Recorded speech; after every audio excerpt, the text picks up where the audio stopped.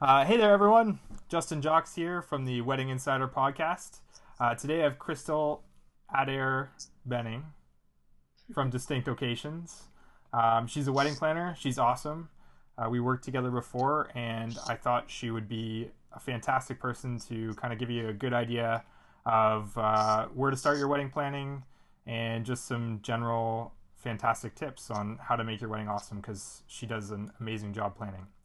So, to get started, Crystal, how did you get started in wedding planning? It's kind Oh of a gosh. it's such a weird thing to get started in, I think, and like most people have an interesting story. So let's hear yours. Wow. I guess most people I know kind of started in weddings because they got married, and I'm kind of the opposite. I, I didn't. I jokingly, but in all seriousness, fell into it because I needed money. Nice. Yeah, I was a university student at in University of Stirling in Scotland, and I very quickly found myself, as you do when you're a student, out of money very, very quickly. And I'm not very good at living on haggis, so I very quickly realized that there were people all around me in university that were getting married and getting engaged. And one of my friends at the time said, "Hey, I know you plan events. Any chance you'd want to plan my wedding?" And of course, I was like, "Oh my gosh, a way to get rid of haggis for my life. Yes, okay, absolutely." So my very first wedding was by fluke. It was just I was working in events and somebody asked me, and I really didn't want to eat haggis anymore. So I Cool. was like, absolutely. Look, I can afford French fries now. It'll be awesome. Nice. So that was how I fell into it. And then I moved back to Toronto and was like, oh my gosh, what do I do? I have this business in Scotland, and ended up keeping both and opened our Toronto office about a year and a half after the Scottish office, I guess, technically started. And here we go. And it just kind of seemed to snowball. So now we have three. So now we're in Scotland, Toronto, and Perth, Western Australia. So Whoa. keeps us, Yeah, that's super cool. yeah. And how many weddings have you done? Oh my gosh, I do about 30 weddings a year. I Whoa. try now. When I first started, I did like 40 weddings a year, which was absolute madness, complete insanity. Why anybody would want to do that, I have no idea. So now I really try and keep my number to about 20 to 25. That's kind of the magic number for me. But I have a team of staff that also take on their own weddings. So all of us together, we probably do about 50 weddings a year. Nice. That's super cool. Yeah. And we were talking just before we started this, and you're doing weddings pretty much all over the world, right? Yeah, I've been really, really blessed. Wedding planning has afforded me the opportunity to travel the world. So I've been to Bali and I've gone to Cool. Borneo and Thailand and Australia and New Zealand and you name it. And I've kind of tried to do it. I think the only place left is Africa, really. I think I need to. So if anybody's getting married in Africa, totally, I'm on it for you, no problem. I think it's all I've got left in terms of places I've undiscovered. So. I see a safari wedding trend coming in the near Come future. on, glamping in the safari with lions and tigers and bears. Oh my! It'll be amazing. You can ride in on an elephant. I will make that happen. She will. I know that you will. I'll make I a would not giraffe. doubt it. It'll be great. Honestly, somebody should do this totally, and I will plan it for you, no problem. Okay, so let's say I know you have offices all over and that you do weddings all over. But let's say somebody is looking for a wedding planner right now, and for some reason they can't contact you, or they can't Yeah. work with you specifically. How do they What? find an awesome planner? Like, what should somebody be looking for in an amazing wedding planner? Well, I think it varies depending on the client. I think really first and foremost when you're looking for a planner, you're looking for somebody whose personality matches with yours. Hmm. My my title, the credit that myself and my team have is that we are planners of once in a lifetime awesomeness. And our goal is always to give our clients something random and creative and fun that they've never seen or experienced before at another wedding. that's kind of how we built our business and our brand. It's who we are. If we're not having fun with your wedding, chances are your guests aren't. So we really, really want to have fun with your wedding. So for us, the right client is always that client that, they may want something traditional, but they want something with a little bit of edge. They want something a little fun, something different. Um, that's kind of our clientele, and that's who we attract. But there are other planners out there that are very fashion focused or are very focused in on do it yourself products or very focused in on being budget friendly or cost conscious. There's all kinds of planners out there. Yeah. There's a planner literally for every single bride. So really what you want to do is start with their website and see what they've been doing. Take a look at, do you like their style? Because at the end of the day, everything you see has a little bit of us in it. Do you like our style? And then read. I know it's a hard thing to do. People like instantaneous, but read our websites. Honestly, it'll give you tons of insight into who we are. I mean, I talk about the fact that I have a puppy and a hedgehog and that we travel all the time. So if you're somebody that's like-minded, you're a dog person, you've been all over the world, we might be a really good fit. We might work well together. And really, for a wedding planner, that's what you're looking for. You're looking for somebody who's an amazing planner, but also somebody that you're gonna like. Because of all of your wedding vendors, I'm the one you're gonna deal with the entire planning process. And you need to know that you can get in touch with me, that you feel confident telling these things, because at the end of the day, I see everything that goes on. I see the stress and the frustration you have with a bridesmaid. I see those happy tears over, dad seeing you in your wedding dress for the first time. I get to see all the confusion over picking a menu and choosing wine. I see all of it. And if you're not comfortable sharing that with us, it's going to really impede the process and make it not nearly as much fun for you. Yeah, that's cool. I think it's important with every vendor, but I think it's especially important with a planner is to have that match in personality, because it's a really important day, and for a planner you're working very intimately with that person, and if you don't match personality wise, and it just isn't going to work. Where do you think Yeah. people should start their search? Like, I know you said, how do they initially find that website that to check out and to read? Okay, so I think first thing that happens when you get engaged is you get wedding magazines, you start looking at blogs, you start looking up websites, all that kind of stuff. And I think really, like I said, there's a feeling. If somebody has branded themselves well, they are their brand. So very, again, I don't pull punches. Like, I travel all the time. I have a hedgehog, I have a dog, I have a boy. Like, we travel all the time. We like doing things. I have an obsession with glitter and Kate Spade. You'll find out all of this information very clearly on my website. Yeah, I saw it.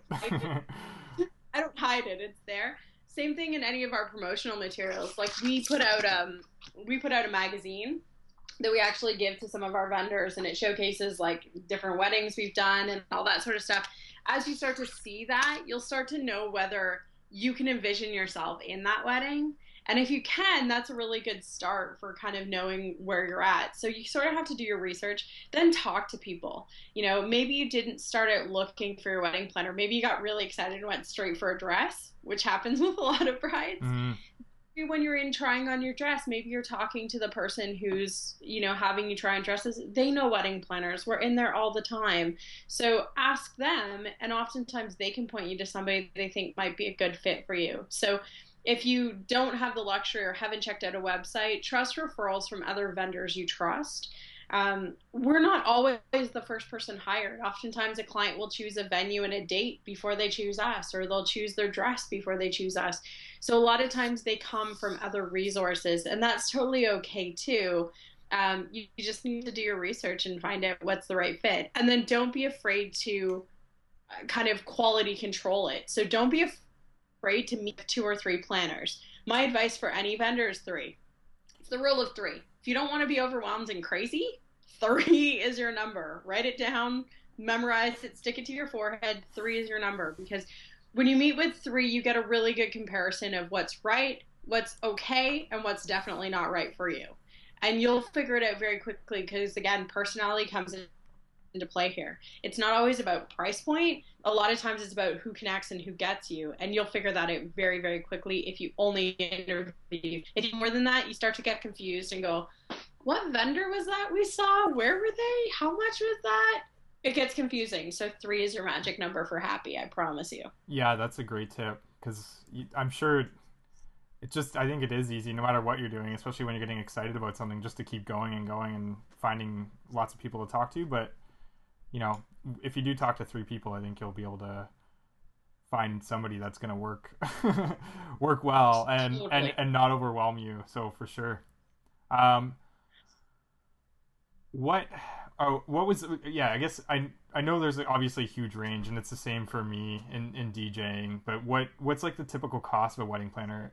I'm not even actually sure what somebody should be paying and what they shouldn't be paying, and obviously there's a huge range in quality and everything like that, but what do people typically pay?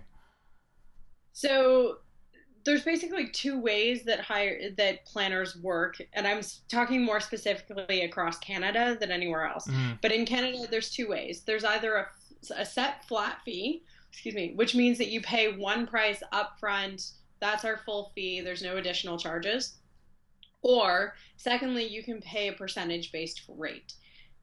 I don't like percentage based rates because it means that it's in my best interest to send you to the person who's most expensive if I'm mm, making commission, right? yeah, So, for example, and you'll appreciate this, Justin, if I was looking at DJs and I was working on a percentage based and you're quoting me 800 and somebody else is quoting me 2000, I'm better off pushing the person who's 2000 because I'm going to make a better commission cut yeah, on for it. sure. So I don't like that rule. I much prefer to do everything on a flat rate fee. Flat rate fees for full planning. Generally, you're looking at somewhere between 3,000 and 8,000. It's a huge garnish point. Yeah. But it depends on the average wedding. So the way that we price, for example, is our base rate is about 5,500, and that would be for your average wedding, banquet hall, under 200 people, pretty standard. If you were having an at home or private wedding or an estate wedding or something like that, where we have to bring in tents and caterers and florals and linens and chairs and washrooms and ballet and all this stuff, then the fee goes up accordingly depending on that. Yeah.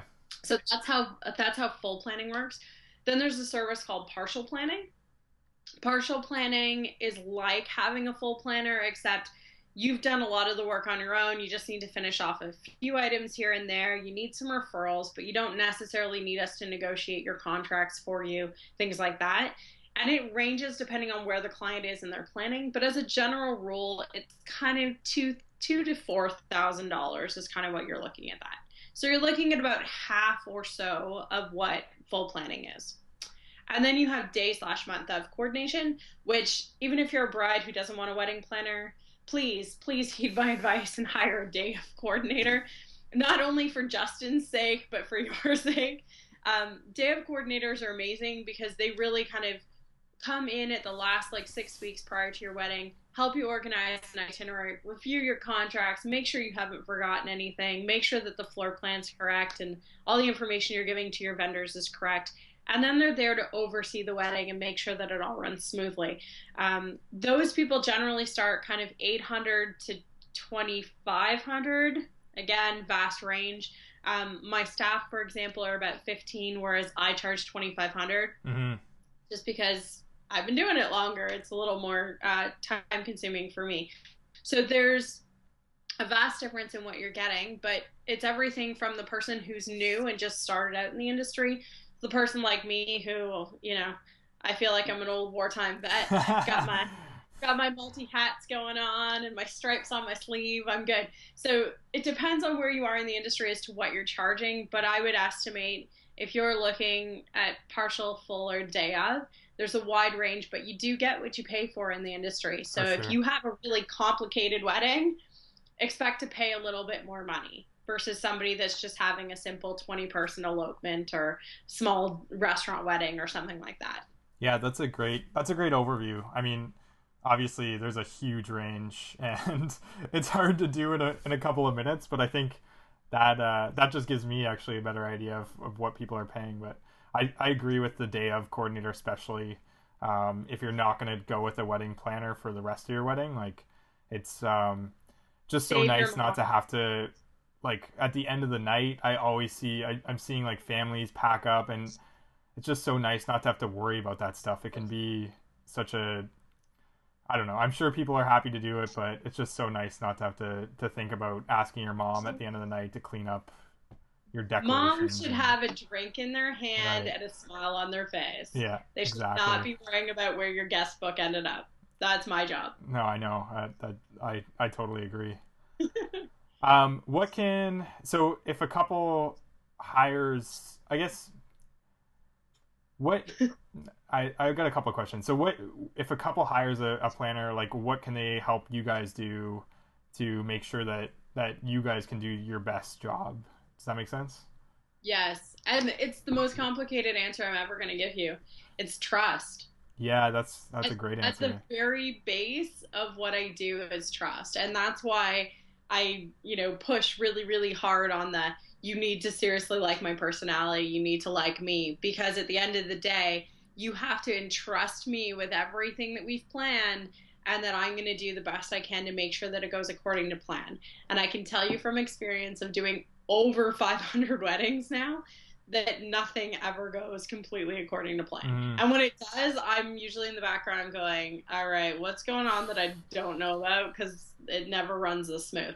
And it's not that we've planned poorly, it's just that you can't take into account human nature, mother nature, um, road accidents, traffic, all those sorts of stuff. There's too many details to account for.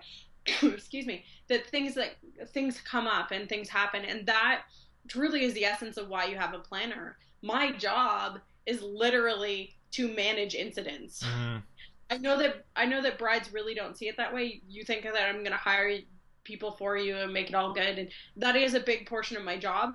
But the portion of my job that's most essential to you is actually what happens on your which is literally problem solving. It is my job to plan everything, figure it out, coordinate it, and then problem solve it literally to a T without you noticing. Because I can guarantee you that there is something in the background going wrong that I'm racking my brain going, okay, how do I fix it? How do I fix it? And I fix it. And if I've done that successfully and you don't notice, I've done it amazing. And that's what you hired me for. If you notice, that's when I'm like, oh, sorry, sorry, sorry, it's our fault. And a good planner will admit when things are their fault and they've done something incorrect. yeah. Um, but that's really what you're hiring us for. So as long as you trust us, that certainly goes a long way. And then it's sort of an after the fact situation, but if you are grateful and thankful for the work that we do, let us know. It sounds funny, but like there's so many couples out there, and I'm sure you see this too, Justin, that they get married and then we never see them again. They disappear. I hate the disappearing act. I've spent so much of my life talking to you that you are part of my days. Yeah. And so when you disappear, I feel bad because I'm like, oh my gosh, what happened to them? Did they not like the wedding? Was there something wrong? So definitely contact us and let us know what happened and if you were happy or not. We'll always try and fix things for you. That's our job. We're fixers by nature. But it's really great to hear feedback as well, positive or negative, to change it for the next person. For So sure. Yeah, it means a yeah, lot. I mean, I've thank you cards on my desk that I like there you go. I look at because and that one's probably, it's not I haven't been doing too many weddings over the winter, so it's from a while ago and it's just greatly appreciated when people are grateful for sure cuz um we I put a lot of effort into everything I do and I know you do too for sure and you think a lot about people's weddings and you just try your absolute best to make it awesome. So it's great when people are really appreciative of it. It really does make it worthwhile.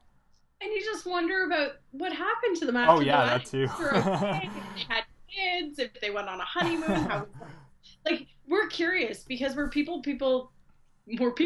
Wow, we are. We're people by nature. Yeah, Like for that. sure. My job is to know the intricate details of what's going on with you. So I want to know that everything's okay and that you guys are still good. And nothing, I kid you not, makes me so happy than when a client adds me on Facebook and keeps me on Facebook and tells me when they have babies. And you know, heck, we've even got invites to their baby showers. That's pretty awesome. I like that. And it's not that I can always go or whatever, although we do plan them occasionally, but it's nice to be kept in the loop because you really do become like the first email I send as soon as a client books us is welcome to the Distinct Occasions family because you are part of our family now. Like once you're a client, you're not a client, you're part of the family. Welcome in. Don't be surprised if I invite you over to my house sometime and you can eat my cooking and play with my dog. And we're probably going to have puppy dates if you have another puppy. Like, you are part of the family. And that's really what I want for my clients. So staying in contact and being able to talk and trust us, all of that is super, super important for us. Cool. That's a great answer. Um, so I think I let you know, but I hope you have something that you can come up with if I didn't. What are some wedding trends for 2014? Did I ask you that already, or were you ready for this? You didn't, but I'll come up with a Okay, few for cool. it. Okay, so the color of my lipstick is supposedly the big trend. It's called Nice. Radiant Orchid for the men in the room. It's essentially a purple. It's like a bright orchidy colored purple. It's an amazing color. It does not go with everything. For warning to brides who think that they can just throw it into their wedding and they will be trendy. Not cool. Um, but it is a great color. Something that I'm finding really trendy, and sorry, Justin, for this one, my husband doesn't like me any more than you do for it, but bands. Bands are totally the wedding trend of I saw 2014. that on your vlog. I don't mean to break your heart, but it's true.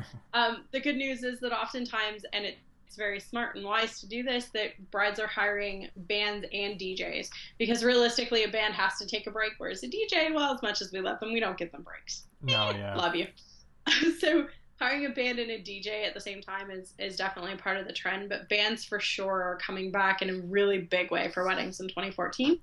And then there's a real big switch in weddings, which I'm kind of appreciating and enjoying right now, which is that weddings are getting a little bit smaller and more intimate. And the word romantic is coming up a lot more often now for weddings. So rather than have a big showy fete, and even the people that do have the big showy fetes, they're still trying to find ways to add that romantic element into it, whether it's personalizing their vows, getting a dress that's really detailed, or adding something that they're a piece of jewelry that their grandma wore, things like that. But brides are really trying to up that romance factor and really make their day something memorable to them as well as to their guests. And I think that's a really cool trend that we're starting to see. Cool, yeah. Yeah, that's kind of the space I play in is people that are I don't see as wide a variety of weddings as I'm sure wedding planners do. I have a pretty We run specific. the gambit. What's that? We run the gambit, Yeah, my friend. yeah, exactly. So, I my trends are always like pretty much. Oh, I'm seeing a lot of the same thing, but I don't think it's a general trend for me. Where you can probably see those a lot more than I can because you're working in a lot of different types of weddings. If it's any consolation, that lovely, beautiful cake pinata you saw that we used for Amanda and Ross, the cake pinata is going to be a thing. I'm telling you. That's awesome. Cake pinata is going to be a thing. I'm doing at least two more of them in 2014. Super excited. Sweet. I love me some cake, don't get me wrong, but nothing is cooler than watching a bride and groom like totally smack the hell out of it. It's Yeah, awesome. tell everyone Amazing. what that was. So it's essentially the bride and groom lived in Scotland. They didn't want a wedding cake. They were adamant that they did not want a wedding cake, but I was adamant that they had to have some kind of a cake. So we compromised and we came up with a pinata cake. So it's literally a cake or a pinata shaped like a cake that we hung from the ceiling and filled full of sweets. And when it was time to cut the cake, the bride first tried to break it, and when she couldn't, the groom whacked the heck out of it, and candy everywhere. It was amazing. Guests loved it. Created quite a little bit of mess, but what's a good party without a little mess? Yeah, and who needs a candy table when you have a pinata cake? Seriously, right? Although they did have four candy tables for the record, we had a lot of candy going. Cool. Um, so how other than like I guess I'm assuming that most of the time you're probably recommending vendors to your clients, but outside of that, is there a way that you recommend that couples find other vendors? I know I mean we talked already about how to find a wedding planner, but just in general and other vendors too. I think honestly, it sounds funny, but trust your family and friends, read blogs, check out magazines, especially if there's one that you feel kind of fits the needs of you. Hmm. So, for example, my obsession right now is this lovely magazine called Southern Weddings, which I'm sorry you can't buy it in chapters, people. You actually have to go online and order it from the U.S. because it's from the U.S. But I'm really digging the whole Southern weddings thing because they've got a thing for like very laid back cowboy chic weddings with pies and making sweet tea on the patio, and I kind of dig that vibe right now. I think it's kind of a neat way to celebrate. The whole Southern thing is very romantic, so it fits Hmm. in with that kind of aspect of romance that we're seeing, and um, long sunset photos and beautiful things like that. So that's one that inspires me. So I always pick it up and read it. So if I'm looking for a new vendor and I can't find anything that's really working for me, sometimes I'll go through the magazine and see what other vendors are listed, and sometimes reach out to them or check out their website. So that's a really great way to do it too. And then read people's blogs. If you like somebody, chances are they write a blog because most people write a blog now. Hmm. Um, and if you start going in and checking out vendors that they're suggesting, sometimes that'll just strike something within you. So maybe you can't necessarily afford that planner, but maybe that planner wrote a blog about this dress designer that you really like that you can afford. Yeah. So maybe that's a good way to start. But I think sadly and not so sadly, you have to do your research. Try not to get wedding brain a little too much and put your blinders on, but um, I think that the best vendors for you are going to naturally kind of show themselves if you start asking people for what it is that you want. Yeah, I think I mean I definitely think that's true. I mean, I end up somehow I end up working with the same vendors a lot of the time just because the people that hire me also hire those other vendors, and it just kind of works out that way. We all kind of play in the same space. I mean, it doesn't happen all the time, but so yeah, I Good think chunks of the time, though. yeah. You'll start to find vendors that connect really really well, and for a bride, especially if you're not going to hire a planner, one of the tips that I have is try and find teams that are strong already. People that are already connected are really amazing because they already know how each other works. I don't have to go into a situation and go, "Oh, Justin, what's your rig look like, and how long are you going to need to set up, and when's your sound check?" And da da da. If I've already worked with you before, I can just say, "Hey, Justin, so here's the itinerary for this week. Let me know if there's any concerns." And chances are there's none because we've already done it before. Yeah. Uh, and vice versa. So especially if you're a bride who doesn't have a planner, it's really nice to work with a team that already knows each other and knows what to expect. So the florist already knows the cake person, knows that they come in a little bit later, knows that they're going to want flowers on the cake. That's a nice little feature rather than having everybody kind of working separately, never knowing each other, and they show up and everybody goes, "Oh, now what?" and tries to do their own thing. So if you're not going to hire a planner, try and go for a connection of vendors that seem to know and work with each other really well. And it's usually probably the best advice I can give to a bride is to hire a solid team that works well together. Yeah, that's awesome. I love your tips today. That's why you're a planner. You think of Well, all I'm these things. filled with fun advice and comments. Okay. um so yeah, I think I've got one last question, and it's just like, what three tips can you kind of share that a wedding planner knows? I know you probably already covered some of them. Try and come up with three more. If you want to use some of the ones we already used, then that's fine. But three Okay. tips that a wedding planner knows on like how to plan a wedding that other people aren't thinking about. So Please, you're asking me easy questions today. yeah. All right, no problems. So first of all, get it in writing. This is like my number one, especially if you are not using a planner, even if you are using a planner. Nothing in this world is done, said, or agreed to by voice anymore. Forget it. It just doesn't happen. Put it on paper. It doesn't have to be a contract, but get it in an email. Get it in something written that if, knock on wood, this vendor forgets, or you forget, or the plague happens, whatever, somebody's got some written piece of information that says this is what was agreed upon. Done. So that needs to happen, number one, first and foremost. That is probably the biggest concern I have. Even with my clients, every once in a while, they'll agree to something and not get a contract, and I Yeah. kind of want to lose my mind. So that's my number one. That's Um, awesome. my number two, and this is a fun one. Put as much time into planning your marriage as planning your wedding. This is the big old softy, lovey-dovey, romantic Crystal coming out. But there's so many people these days that are getting married because they want to get married and not because they want to have a marriage. And I'm here to tell you Hmm. that there is a giant difference between the two. Giant difference between the two. Sadly, marriage does not come with wedding cake every day.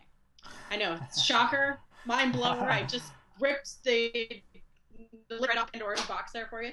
But your marriage is very different from your wedding, and I think people need to put as much time in preparing for a positive and long-term marriage as they do for their wedding.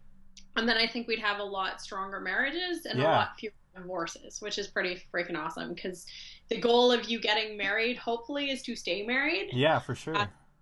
not to want to destroy your cake toppers in a couple of years. So that's my advice. And whether that's doing things like taking marriage counseling, I know I'm that person, whatever, or just simply making sure that you take time out for dates and talk to one another about stuff that's not related to the wedding.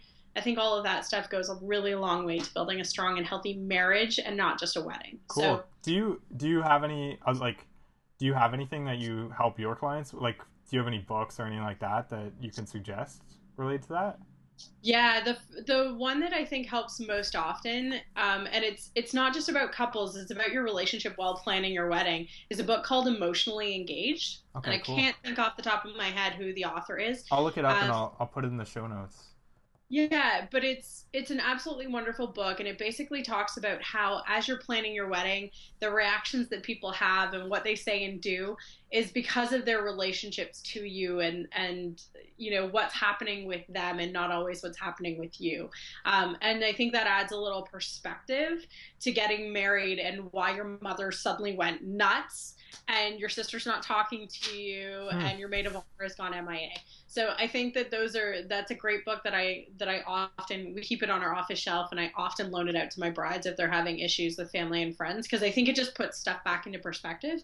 But I think just in terms of uh, seriously kind of getting back into your marriage, I don't really think I don't have a book that I necessarily suggest. I think that for everybody it's a different kind of feeling and it's a different kind of emotional setup. So, some of my couples have gone to counseling and it's been amazing for them and they've loved it. Other couples hated it. I have some couples that kind of go straight for the Bible and they find power and strength through that to get Hmm. through whatever's bothering them. And then I have other couples that are just like, no, forget it. This is about us. And they make that time to sit down and discuss whether it's taking a vacation or planning an hour every day to just have a discussion and reconnect. So I think your marriage kind of comes down to whatever you sort of feel best doing, but it's something that you have to make a priority. It's not just going to happen. And unfortunately for you, as much as I'm your wedding planner, I'm not your marriage planner. Amazing. If I could be, I totally do that. But I am here to give you guidance and advice. So when my clients do come to me with concerns, which happens, I get to put on my little, therapist hat and offer you some guidance and suggestions and advice. And coming from somebody who's been married and divorced, now, back together again with somebody else, I think I have some perspective in that too, because I think the first time I got married to get married, or sorry, rather to have a wedding than to have a marriage because I was young and it's just what happened. So I think I have a little more Hmm. perspective as well, coming from the other side of it, which a lot of planners don't necessarily have. Yeah, So that's great. I think for me, the marriage aspect comes back to it. And one of the things I love to throw at my clients is this decision that you're having a hard time making. At the end of the day, is it going to make or break your wedding? Yay or nay? Is it going to make or break your marriage, though? Yeah. If somebody's adamant that they don't want something to happen and it's going to affect your marriage, is it worth the decision? No, No, yeah. no, absolutely not. So that's my second piece of advice. And my third piece of advice is kind of cheeky and cheesy, but hire a wedding planner. Please do yourselves a favor. Just hire us. It doesn't have to be us specifically, but hire a planner. Just make your life easy. I think that oftentimes we're the thing that people can't put into perspective. They don't see the value in a planner, and I tell my clients all this all the time, that you may not necessarily see the value in me in June. You might not see the value of me in July, but probably when your wedding happens in August, you're totally going to see the value in having a planner. Or when quote unquote shit hits the fan and everything blows up and you can't handle anymore, you're going to see the value in having a planner. So while everything's going right and smooth, we don't always get the credit that we're due. But when things blow up and we can fix that for you, we certainly do. So put some money aside and have a planner, even if it's just for the day of, and kind of remedy yourself that. When you put it into perspective, photographers, they're making between 5 and 7 thousand. DJs, you're talking in the $1,000 to $2,500 range. Florists can be, oh my God, sky's the limit. You have all these people that you're paying for your wedding, but the one person that is there to problem solve and be on your side no matter what, 150,000% is your wedding planner. So wouldn't you rather pay $1,500 and have somebody in your back corner For who's going to sure. represent you on your wedding day? So it's a bit selfish, but that's definitely what I would suggest.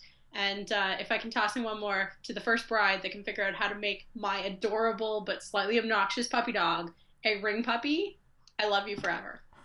Because I'm dying to see him as a ring puppy. I think he'd be so cute. Awesome. Just This throwing it was out there. this was so good. I think I'm really excited about this interview. I think the listeners slash viewers are going to find so much value in it. It's awesome. Thank you so much, Crystal. I really appreciate it. You're very welcome, Justin. Um, yeah. Thanks everyone for. Oh wait, actually no. I need to tell everyone where to go to find your website. So Oh, that's and I put up show notes, so I need to tell everyone where that is after that. So if they want to find you, where do they go? so if you want to find me, well, you can come by my house, but that would be weird. So you should probably check out my website first because it's less socially awkward. Yeah. www.distinct, occasions, occasions.ca or .com. Don't care, you'll find it either direction. Or just give me a phone call because, I know it's kind of old school and people don't really do that anymore, but seriously, I do. So 416-562-6995. Ooh, or you can text if you're that cool. I Yeah. like it. Um, yeah, brides love to text these days for sure. You know what? I love the text. I'm not gonna lie. The text. If you text me, just please tell me who you are in the first text. Otherwise, it's weird. Yeah, that's a good point as well. And also, just a reminder that Crystal is Toronto based, but she does travel all over the world, so You? you don't necessarily need to be here to work with her. And then I'm going to put up some show notes on my site, so it'll be indieweddingdj.com/podcast/distinct. So if you want to find the show notes, you can go there. And now we'll wrap up. Thanks so much, Crystal. Again, it was awesome. You provided so much info, and I hope some people contact you, even if they just have a question or two. That would be great. Love it. Sounds good. Thanks, Crystal. Thanks, Justin.